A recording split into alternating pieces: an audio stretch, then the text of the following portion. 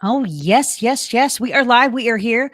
And this is going to be yet another really, really awesome interview. So thank you, Katie, for being here. This is your host, Myki Angeline. This is our podcast series called Live Front and Center with the Women's International Music Network, where we highlight amazing women in the industry. And Katie Knipp, okay, so you're one of my favoriteest people because we're really good friends, but you're also a phenomenal everything in music. And that's why you are here today. So thank you for being here. Thank you. Oh, I need my headphones, don't I? If you want. Yeah, that's probably better, huh? All right, then you can do that. The one is pulling up on her headphones. Katie Knipp, just so you know. All right. There she, Is she's this clearer? there you are. Perfect. Perfect. You're an award-winning blues artist. You're a kick butt mom of two. You are a music instructor. Is that how your title, or is it teacher? Yeah. You prefer? Either one. Yeah. And you live performance because you play harmonica, piano, guitar, you sing, and, like everything, Katie, everything. So yeah, I know I gave some. Why don't you give anything I might have left out? No, that's about it. I'll beat my foot on a tambourine. Have you done that? Yeah. Got to fill up the sound if you play solo sometimes, you know? Oh my gosh. And you've done that, yeah? I mean, I've seen artists with the foot pedals and can sound like a full band. Yeah, it's about half and half band or solo, depending on the gig. Okay. Cool.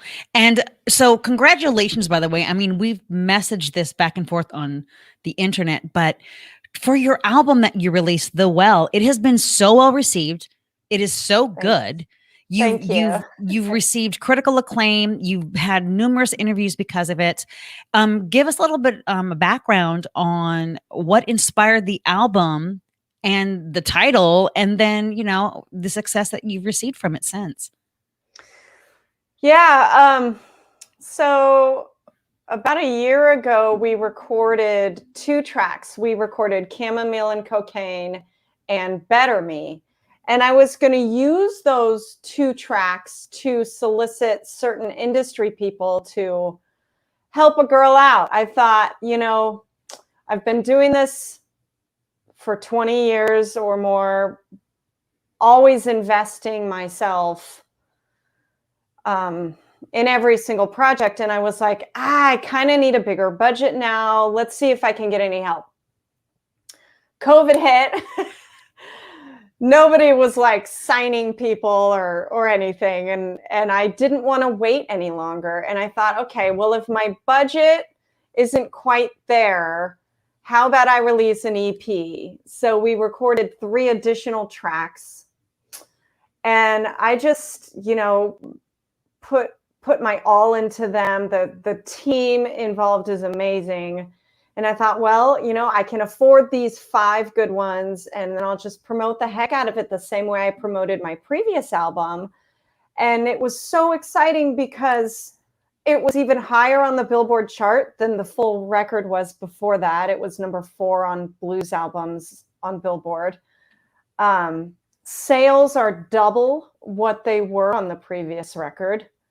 Radio play is double what it was, more than double what it was on the previous one. That's worldwide airplay. So yeah, it's been super, super exciting. And of course, I couldn't have made this complete product without Zach Pertot co-producing with me, who also played bass, Dustin Ryan engineering, Neil Camposano on drums, Chris Martinez on guitar, Otis Morning on saxophone. We had special guest Keith Cotton on Hammond organ. We had Justin and Brendan Au on trumpet and trombone, and Mick Martin on harmonica. So it took a village, obviously, to make this what it is, and I couldn't be happier with the team that we have together. So yeah. Kudos to you for really pushing through, because last year was so challenging for pretty much everybody in this industry, because anything live took the worst beating, and it challenges your do I do this? Am I good enough? It challenges your creativity. People hit modes of depression, and you found a way to like truck through. And of course, you found really good people to work with that were up for the challenge, and it seriously paid off. I just scrolled your website so those can see. And then you also okay, so how many do you have the number? How many physical copies did you actually sell? I sold about, let me do the math here, about 400 physical copies. Wow. And another like 300 digital copies.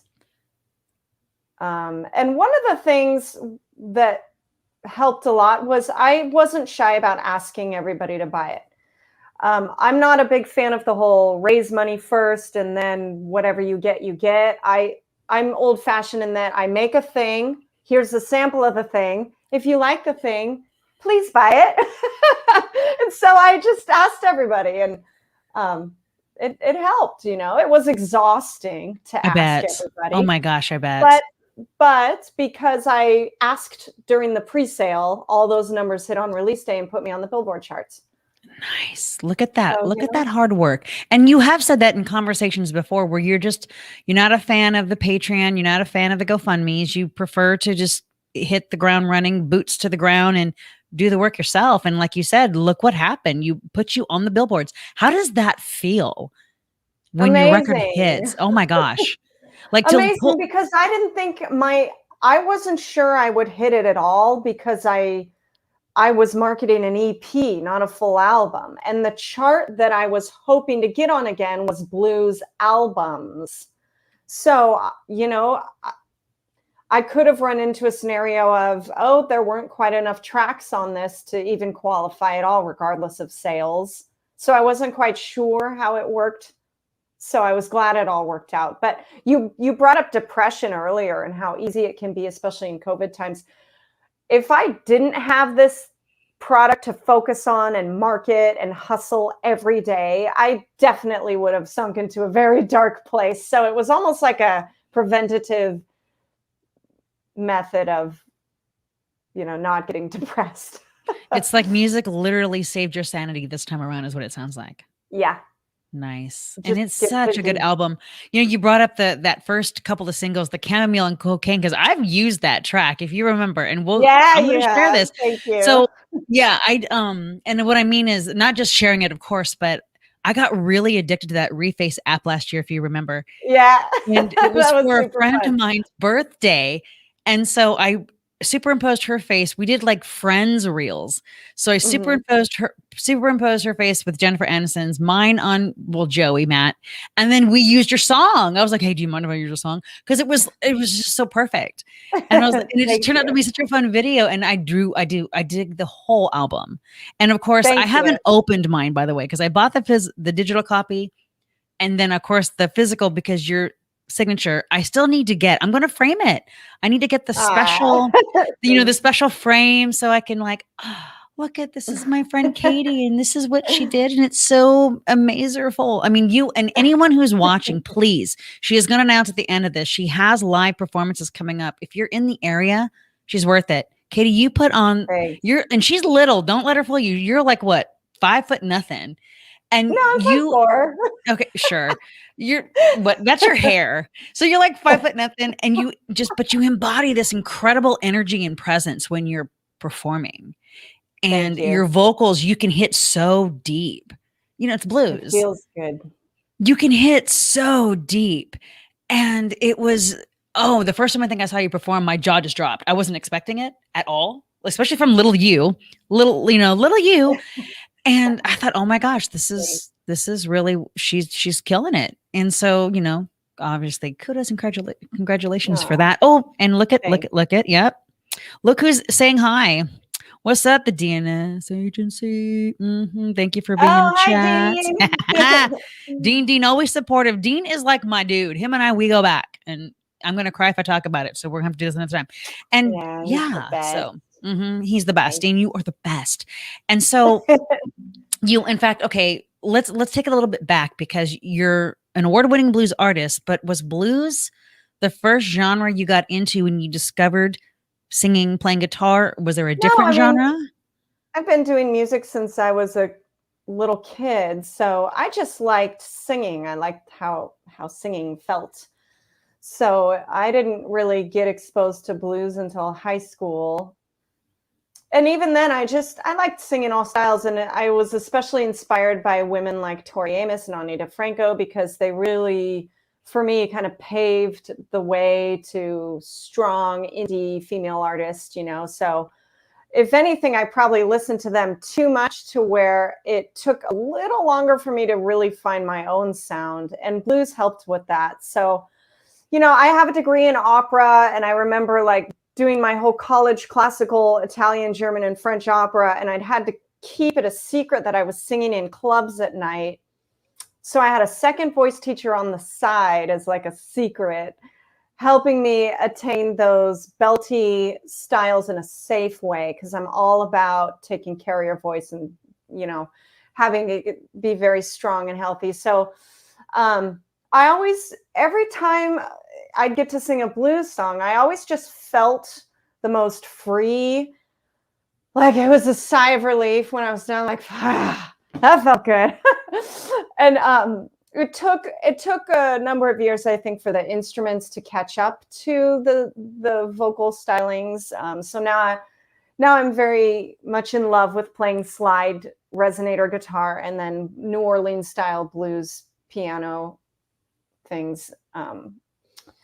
So I feel like it was only in the last probably 4 or 5 years that my sound really came together as a whole. And that's when things started kind of catapulting, So we're not going to just skip over that because let's back up a little bit. Yeah. Opera in how many languages? It's always French, Italian, and German when you're I love how you just studying like that. it's always French, Italian, I never sang in German. English. All the old school songs were just in those languages. There was no, if you picture, there's not a Well, lot of did you know English what you opera. were saying? Yeah, I had to know in order to perform and express it. So I only translated and learned what I was singing. I didn't learn all 3 languages fluently. I just got the music, figured out the translation and went from there. That's incredible. See, how did I not know that? I don't remember because you and I've been interviewing you since 2016, and I do not recall that tidbit. So that would, if you saw my face, it was genuine. I didn't know, and the fact that you like had a little teacher on the side, it was like you had like a little side hustle going so that you could get the blues in. I just love it because it seems like it's so taboo. It's like, you're not ruining your voice with that. You are opera, and that's all you are. I almost feel like that's what you're kind of saying with that. And then blues obviously won because that's where your heart is. Yeah. Is it difficult to write a blues song? I take a lot of care in writing any song. Gosh, you probably categorize me as blues Americana, not straight up blues. In fact, I'm sure a lot of blues people hate me because I'm non-traditional. So blues Americana, but I mean, Yeah. it's such a specific genre. Even if you say blues Americana, right? So there's these intricacies and subtleties that make it into that genre, and you can definitely hear it. I mean, and I guess what I mean is, do lyrical content, does it have to, do you feel like, when you're pairing it with the style of the music that you're playing with your slide guitar and your harmonica, I just feel like there's a different feel with the lyrical content versus a pop song? Yeah, I could be wrong. no. I feel like a good song is a good song, and Okay. it could be done in many different genres. So it's really important for me to take a lot of care in the story I'm telling. And then, whatever musical motif I'm noodling around with, see which one of those fits in with the story enough. And I just make them work, because I feel like a story is very important, and you should never box yourself into a style of, oh, well, I better sing these words if I'm singing or playing in this style. It shouldn't be like that. It should just be respect the story and let the music kind of support what you're saying, That makes sense. Makes sense. Yeah, that makes really So perfect sense. each song has its own house. Each one sounds very different. I never have like this whole theme going on for a whole album. It's always hard for me to actually come up with the title of a record because I'm like, I don't know. Every song has its own little house. That's true. That's true. I've listened to enough of your music to I can vouch for that. So then, knowing that, how did you come up with the name The Well? Zach and his wife Sarah helped me a lot. He noticed there were a lot of water elements brought up in my songs, and we were like, okay, well, let's think of a title that has to do with water somehow. And I think Sarah settled on the name The Well. And I was like, yes, perfect. Because it's a well of emotions and a well of ideas and a well of stories. And yeah, it's really symbolic. Runs deep. So deep. People don't understand if you've never been to a well or seen a well, or they're deep. You're right. Very symbolic. And it's so simple, and it's, your photos with the background, like it's a very, very well, what's the word I'm looking for? Like marketed, because it really stands out. Thank you. Thank you. Yeah, I wanted a nice clean look. Phil Campbell helped me do that album cover. Every album before that was kind of black and white or sepia, because sepia. I liked freaking sepia. Stuff. Yeah. Sepia all over the place. And I was like, nope, I need to punch people in the face with this pop of color. And it looks really good on charts, Yes, radio charts and stuff. Yes, I'm like, oh, you can see that from far away, nice and clean. And there's room to sign autographs for people. All the reasons. Look at you. Yeah. And it really stands on its own. People will tell the difference between your albums when they see that one. So good work on that. And because, okay, going back to it, how hard was it for you? When did you finally find your groove, or did you last year when you were balancing kids? You have 2 boys that are home, and then you're also an instructor, which I'm assuming they went Zoom, your lessons for the most part, and then still getting this album off the ground. I mean, time management is key. You don't waste time. You focus on being healthy so that you can not be in a bad mood as you're trying to balance everything. I've been caught before where my son was like, Mom, why are you so grumpy today? And I thought, shoot. I am grumpy, and that's my bad. I need to just meditate, be in this really focus on gratitude as much as possible, and enjoy each moment and see it all as a gift. You don't say you have to do this radio interview. You say, I get to, you don't. Power of suggestion. Use your words wisely and get your rest and just schedule everything and don't waste. Did you get rest? Your boys are like, how old are they? They're not that old. 4 and 6. Okay. Yep. And they're boys. So they must wear you out. Because every time anyone who's followed you on your, like, especially your Facebook, and you would share when you're playing and your boys would be with you, and they're so excited for the camera too. They're looking right in that camera, and they're all, and yes, I love your boys, I mean, okay. Thanks, me too. Because, and I always bring this up, I'm going to bring it up again if you don't mind, because the first time I interviewed you, right, I had a first podcast.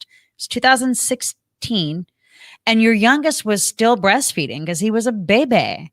We had the interview. Luckily, it was audio only. It wasn't like this.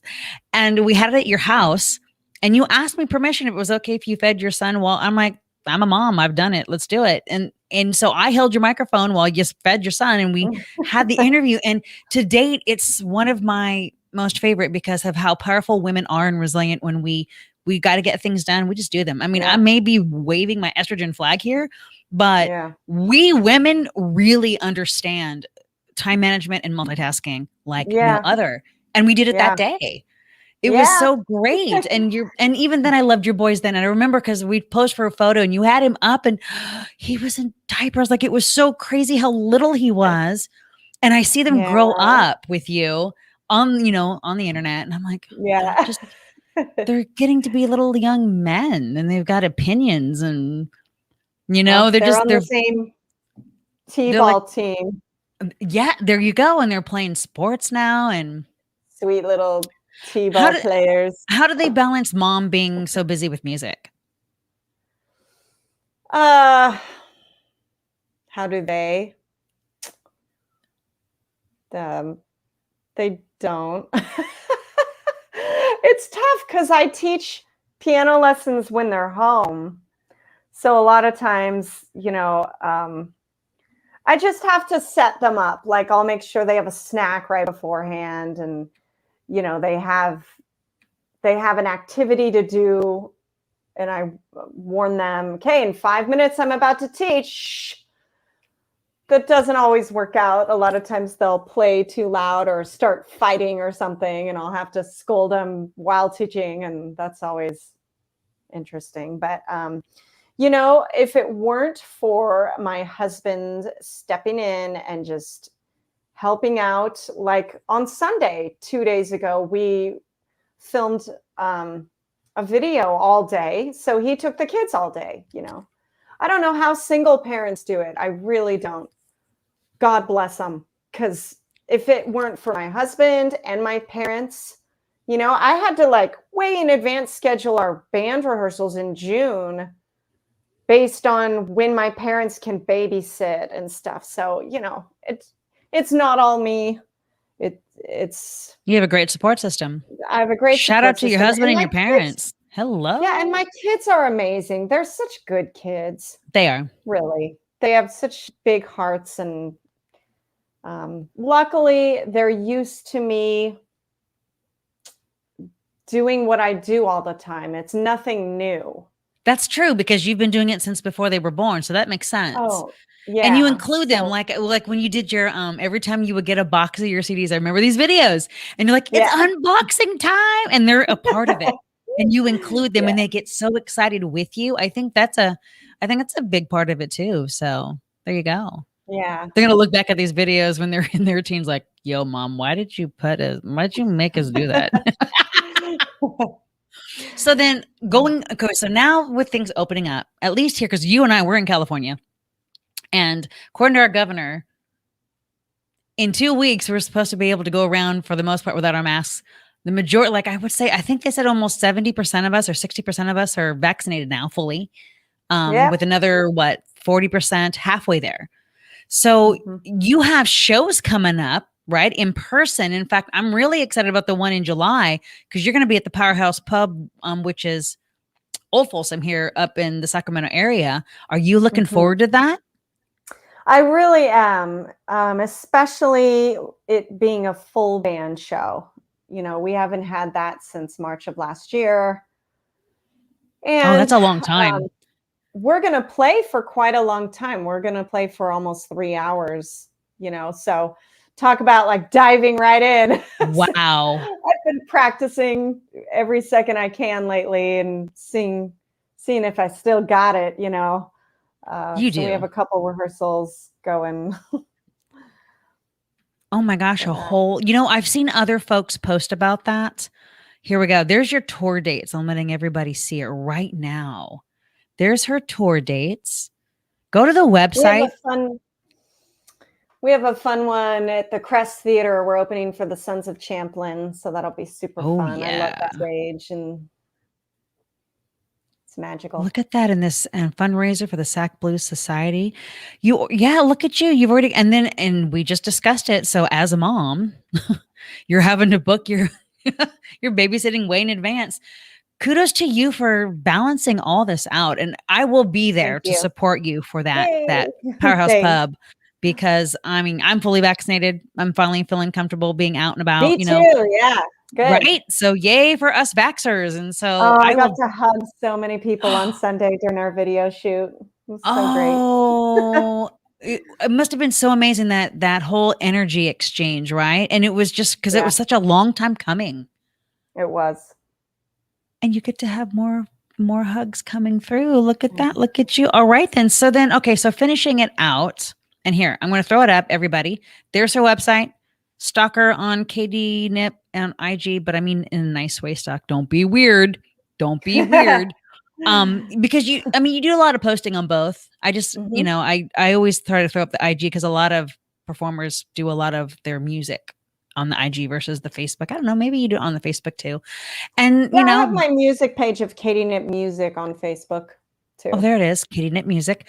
Yes, you do, because I follow that too. Do you find, okay, as we're closing it out, I did have a question. Do you Yeah. find, how has it been trying to navigate with promoting it online, because there was such a saturation, right, with everything being online. Algorithms were getting jacked, and they're revamping algorithms as we speak. I keep getting these emails about, I think as of today, Facebook took away analytics, so which includes Insta, since they own Instagram.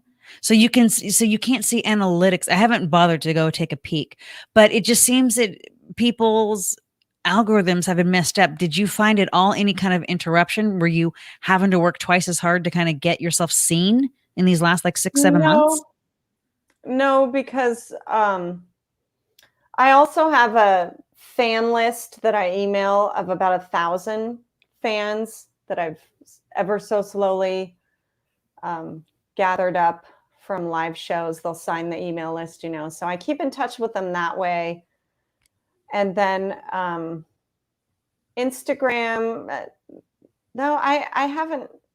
It seems like everything's better for me than it ever has been. So I don't know if that's just because the fan base grew a little bit or what, but so far I haven't come across any problems.